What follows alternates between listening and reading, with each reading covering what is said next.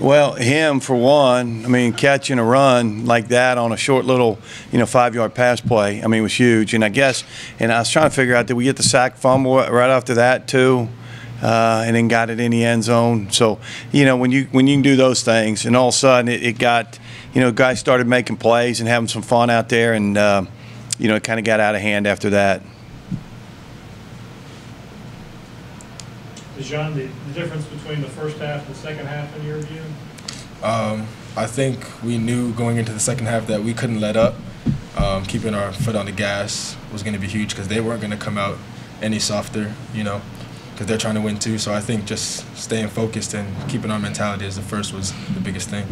Dejon, last week it felt like you guys had some opportunities on the field, but it seemed like things fell flat. You were in a really tough environment. Coming here home, being at home this week, did you guys feel more comfortable in the offense trying to get those passes going? Yeah, I think that definitely contributed to our comfort, but I think the biggest thing was disappointment. We were disappointed in our performance last week, and so coming in here, we knew that we had to play well, and I think that was the biggest difference. Hey, Russ, could you say a word or two about Deontay's impact? This guy? Yes. Yeah, he did a nice job today. It's about time he got out there, too. I knew it was coming. I mean, I'm giving him a $63,000 scholarship. Get out there and earn it. He knew it was coming. Oh, man. No, he was really good. I mean, when you get a guy, you put a guy into the boundary like that, and we pressed him most of the day, and a lot of their passing game was into the boundary, and they were trying to get, some combinations going. And when he took the first one away and broke it up, and played really well, and played like we thought he could play. Yeah, could you talk about your first game as a player? It's truly a blessing because it's been a long process of being out so long and transferring over and then being welcomed to a family such as University of Richmond. And it's truly just have to thank God right now and for the opportunity just to step back onto that beautiful field. Coach, when you see your defense hold their rushing attack to -3 yards, how does that make you feel? Well, I mean, I've said this a lot. Our front six are really good. I mean, we got 4 down linemen, and really we played 3 tackles and 3 ends, and then Dale Matthews didn't play. He was hurt today, and Billy Coggle, and I think Jordan Payne and Tyler Dressler came in and did a nice job. We're deep at linebacker.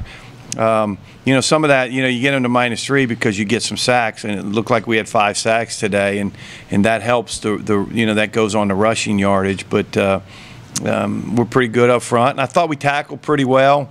We got a little shoddy tackling towards the end there, but for the most part, we tackled, got them on the ground.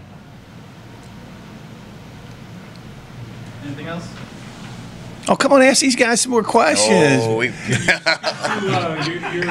How'd you get here? Why'd you get here?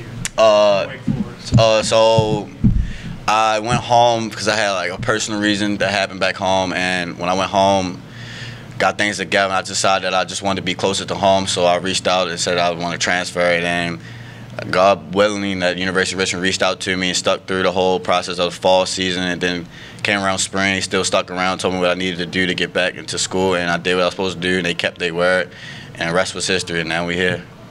Many players who transfer from FBS to FCS do so because they're not playing much. You were playing quite a bit, right? Yes, sir. Was it difficult then to take the step down to a lower level? No, it's no difficult. At the end of the day, everybody put the same pads on, same helmet, same shoulder pads. So it's a given opportunity every time you step out on the field. So make the best of it. Can you say who you played against your years at Wake Forest in terms of you played Florida State, you played? Yeah, I started Clemson, Notre Dame my freshman year, Duke, Louisville. My sophomore year was Indiana, Delaware, some other schools. I played against Florida State, Notre Dame. I had Will Fuller. I had Deshaun Jackson, or Sean White, whatever his name is. I played against them, so I had a couple of big games. Your injury last week? Pulled groin. Which explains why you were on the bike half the time tonight. Yeah, trying to stay. I'm old.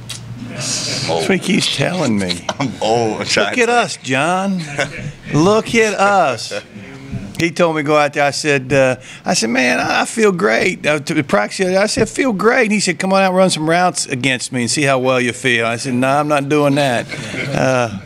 But he did a nice job, and Brissett was incredible tonight, man. I'm awful proud of him, and he's a big-time player. Do you feel that Kevin Johnson was a little bit more comfortable tonight, compared to what happened last week and maybe getting into the group? Do you feel like he was a little bit more comfortable tonight? I think so. What do you think? Yeah, I think so. First game jitters are gone, so. Yeah, he put the. I mean, he made some really good throws, no question about that. He'll just keep getting better and better. He's a good football player, and we're lucky to have him. And being 6 of 7 from the red zone, that's important to show us how clutch your offense can be. And with the weapons you have, that's something you continue to build on. Correct? Absolutely, way better this week than Virginia. We got in the red zone, had to kick field goals every time, and we made 2 and missed 1. So when you go down there and you score points, it turns into a big win for you. And so we got the ball in the end zone. I mean, Kevin put the nice fade route on Cortrell. I was glad to see Cortrell get one there. And yeah, we got so many good wideouts, man. It's you just got to find ways to get them the ball, but it's a good problem to have. And I know this is probably something from last week as well, but it seems like the secondary can definitely handle the pass, but some of these running type quarterbacks like last week, and you had the guy running tonight as well for Fordham. Is that something you have to work on continuously if you get against an athletic type quarterback stopping the run?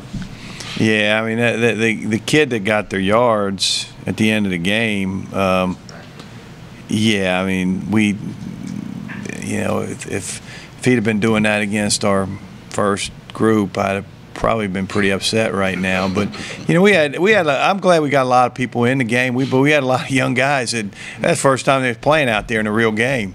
So it was at the end, at the last quarter and a half, there was a boatload of people that the first time they stepped out on the field and played. Actually, some of them were on special teams, but that was the first time they actually lined up at field corner, boundary corner, defensive end, all that stuff. So